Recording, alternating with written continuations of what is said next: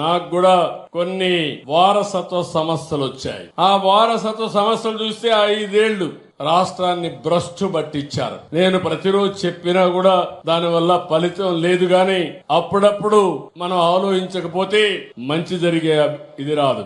ఒక ఉదాహరణ, భూమి మీది, ఆ దానిపైన హక్కు మీది. 5 ఏళ్లు ఏం జరిగింది?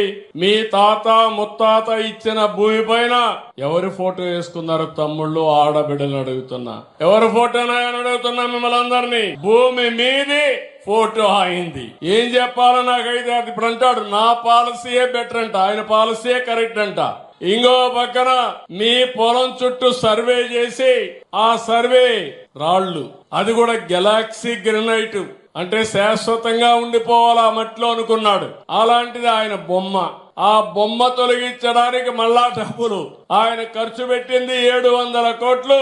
దాన్ని తీసేయడానికి మళ్ళా డబ్బులు అయింది.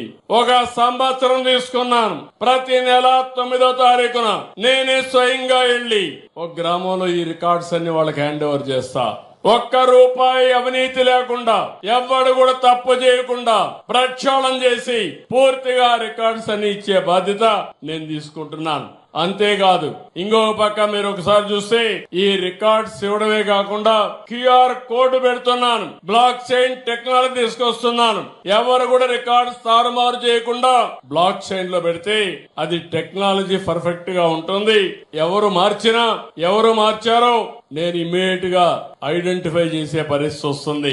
అదే మరిగా క్యూఆర్ కోడ్ పెడితే మీరందరూ ఫోన్ లో ఉంటే ప్రతిరోజు ఎవరైనా మీ భూమి కొట్టేశారంటే మీరు ఒకసారి చెక్ చేసుకుంటారు. ఇమ్మీడియట్ గా చెక్ చేసుకుని ఎక్కడన్నా ట్యాంపరింగ్ గాని ఎవరైనా చేస్తే ఇమ్మీడియట్ గా మీ భూమి మీద కంప్లైంట్ చేసే పరిస్థితి వస్తుంది. ఇలాంటివి అనేక కార్యక్రమాలు తీసుకొచ్చాం.